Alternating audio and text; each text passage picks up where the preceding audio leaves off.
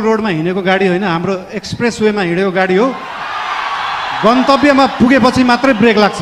हामीले बाढी ल्याएर खोला फर्काएको। हामीले सीमाको विषयमा बोल्दाखेरि पक्कै पनि जुनसुकै देशसँग सीमाको विषय कुरा गर्दाखेरि उहाँहरूले पनि आफ्नो आपत्ति जनाउनुहुन्छ। आपत्ति जनाउनु भयो, मलाई अचम्म लाग्यो। ल ठिक छ, तपाईँहरूसँग प्रमाण छ भने ल्याउनुहोस्। हामीसँग त प्रमाण छ, हामीसँग कालापानी लिपुलेखको प्रमाण छ। समूह बनाउने पछाडि नलाग्नु होला। त्यस्तो बिउ अहिले नै नरोप्नु कि त्यो बिउ भोलि रुख बनेर बिचबाट फाड्नु परोस्। नमस्ते नमस्ते नमस्ते। नबोलौँ भन्छु, बोल्ने दिन आइहाल्छ है। यस ऐतिहासिक राष्ट्रिय स्वतन्त्र पार्टीको पहिलो महाधिवेशनमा उपस्थित पार्टीका सभापति रवि लामिछानेज्यू, विशेष अतिथिका रूपमा आउनुभएका पूर्व प्रधानमन्त्रीज्यू, प्रमुख प्रतिपक्षीय दलका सभापतिज्यू तथा सम्पूर्ण विशिष्ट अतिथिहरू, पार्टीका पदाधिकारीहरू, मन्त्रीगणहरू, सांसदज्यूहरू तथा उपस्थित सम्पूर्ण देशप्रेमी राष्ट्रिय स्वतन्त्र पार्टी प्रेमी सबैलाई हार्दिक शुभकामना दिन चाहन्छु। कुरा कताबाट सुरु गरौँ त? आज खासमा चाहिँ यो महाधिवेशन भनेको पार्टीको विषयमा बोल्ने, पार्टीलाई कसरी सुदृढ बनाउने, पार्टीलाई कसरी बलियो बनाउने, हाम्रो पार्टी जुन एउटा सानो महत्त्वाकांक्षा, सानो इच्छा, सानो देश बनाउने हुटुटीले सुरु भएको पार्टी आज महाधिवेशनको पहिलो दिनसम्म आउँदै गर्दाखेरि यो पार्टी, यो आन्दोलनको रूपमा भएको पार्टी, भावनाको रूपमा भएको पार्टीलाई संस्थागत गर्ने, स्थापित गर्ने दिनमा आउँदाखेरि हामीले धेरै जसो पार्टीलाई कसरी एक ठाउँमा ल्याउने भन्ने नै कुरा गर्नुपर्छ। आज विभिन्न विशिष्ट अतिथिहरूले विभिन्न सल्लाह दिनुभएको छ, शुभकामना दिनुभएको छ, सुझावहरू पनि दिनुभएको छ, चिन्ता पनि लिनुभएको छ। सरकार भनेको त गाडी जस्तो हो, गाडीमा एक्सिलेटर मात्र होइन, ब्रेक हुन्छ, ब्रेक पनि लाउनुपर्छ भनेर चिन्ता पनि मान्नुभएको छ। त्यस्तो चिन्ता चाहिँ लोकल रोडहरूमा हिँड्दाखेरि गाडी सिधा गइराख्दाखेरि कहिले लेफ्टबाट गाडी आउँछ, कहिले राइटबाट मान्छेहरू आउँछ। तर हाम्रो गाडी लोकल रोडमा हिँडेको गाडी होइन, हाम्रो एक्सप्रेस वेमा हिँडेको गाडी हो। गन्तव्यमा पुगेपछि मात्रै ब्रेक लाग्छ। गन्तव्यमा पुग्नुभन्दा अगाडि ब्रेक लाउन जरुरी हुँदैन। र हाम्रो गाडी अनियन्त्रित पनि छैन, वातावरण पनि मिलेर गएको छ।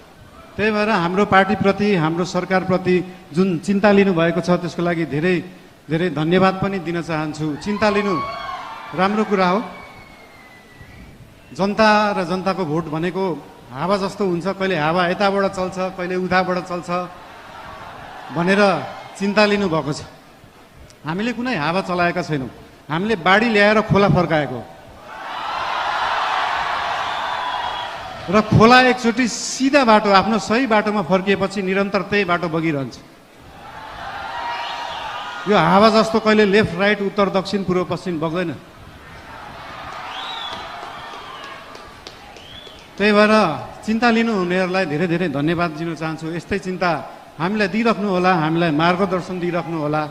मेरो एकजना अनन्य मित्र, उहाँ अहिले हुनुहुन्न, उहाँले सधैँ भन्नुहुन्थ्यो मलाई, मैले म्युजिक गर्दाखेरि, बालिन स्पटलाइटमा आउन सहज हुन्छ तर त्यो स्पटलाइटलाई मेन्टेन गर्न गाह्रो हुन्छ सधैँ। त्यस्तै चिन्ता आज यहाँ हाम्रा आदरणीय नेतागणले पनि लिनुभएको छ। त्यो स्पटलाइटमा राष्ट्रिय स्वतन्त्र पार्टी आएको छ, 2 तिहाई आएको छ, यो मेन्टेन गर्न गाह्रो हुन्छ। तर यहाँहरू सबैलाई म के भन्न चाहन्छु भने हामीले स्पटलाइटमा हामीले ल्याएको होइन, जनतालाई ल्याएको हो। र जनता सधैँ स्पटलाइटमा थियो, स्पटलाइटमा छ, स्पटलाइटमै रहन्छ।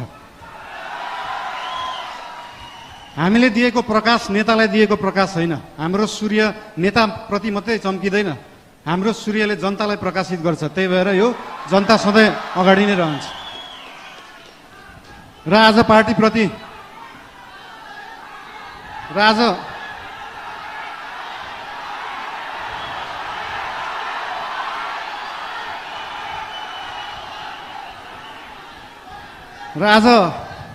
पार्टीको विषयमा विशेष गरी कुरा राख्नुपर्छ भनेरै हाम्रो पार्टीको चिन्तन कस्तो हो, लेफ्ट हो, राइट हो, सेन्टर हो, धेरै चिन्ता लिइराख्नु पर्दैन। हाम्रो पार्टी विकासवादी पार्टी हो, विकास गर्ने, काम गर्ने पार्टी हो।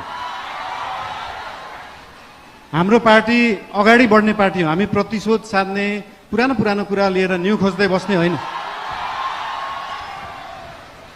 न्यू खोज्नु परे अगाडि बढ्दै गर्दा न्यू खोजिन्छ। कस्तो केसमा मात्रै भन्दाखेरि विगतका दिनहरूमा कुनै फटाइ भएका छन्, सरकारी सम्पत्तिको दोहन भएको छ, सरकारी रकमको दोहन भएको छ भने त्यहाँनिर न्यू खोज्न जरुरी हुन्छ। त्यहाँ न्यू खोज्छौँ हामी।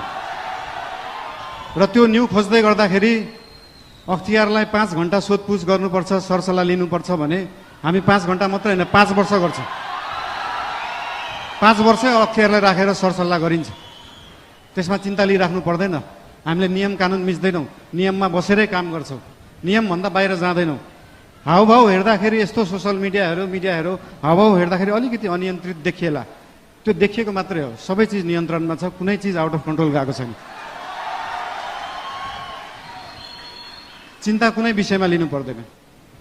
सीमाको विषयमा पनि चिन्ता लिनुभएको थियो। हामीले सीमाको विषयमा बोल्दाखेरि पक्कै पनि जुनसुकै देशसँग सीमाको विषय कुरा गर्दाखेरि उहाँहरूले पनि आफ्नो आपत्ति जनाउनुहुन्छ। आपत्ति जनाउनु भयो, मलाई अचम्म लाग्यो।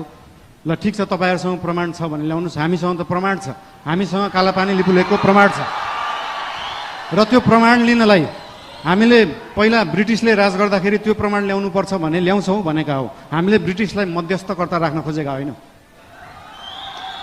हामी हाम्रो छिमेकीहरूसँग आफै कुरा गरेर मिलाउँछौँ। हामीसँग प्रमाण छ र हामी ल्याउँछौँ, त्यो कुरा गरिएको हो। यसमा आशंका मान्नु पर्दैन। मेरो राष्ट्रियताप्रति कुनै आशंका मान्नु पर्दैन, कसैले पनि मान्नु पर्दैन। र विशेष गरी पार्टीको कुरा गर्दाखेरि पार्टीको महाधिवेशन चल्दैछ। आज भोलि पर्सि, भोलि चुनाव होला। र पार्टीको महाधिवेशनमा पहिलेदेखि एउटा हाम्रो संस्कार चाहिँ कता कता बिग्रिएको थियो। पहिला गुट बनाउने, उपगुट बनाउने एउटा कुरा तपाईँहरूलाई यहाँ हुनुहुन्छ होला, महाधिवेशन प्रतिनिधिहरू हुनुहुन्छ होला, यहाँ केन्द्रीय सदस्य उठ्छु भनेर बस्नुभएका व्यक्तिहरू हुनुहुन्छ होला, पदाधिकारी उठ्छु भनेर बस्नुभएका व्यक्तिहरू हुनुहुन्छ होला। तपाईँहरूलाई एउटा कुरा स्पष्ट के भन्न चाहन्छु भने एउटा राम्रो नेता बन्नलाई, एउटा राम्रो राजनीतिज्ञ बन्नलाई जनताको आस्था, जनताको माया जित्नुपर्छ, कुनै समूहको मायालाई हुँदैन। त्यही भएर समूह बनाउने पछाडि नलाग्नु होला। त्यस्तो बिउ अहिले नै नरोप्नु कि त्यो बिउ भोलि रुख बनेर बिचबाट फाड्नु परोस्। त्यही भएर यस्तो बिउ रोप्ने काम, यस्तो रुख फलाउने कामहरू हामी चाहिँ नगरौँ। हामीले पुरानाहरूबाट यो सिक्नुपर्छ।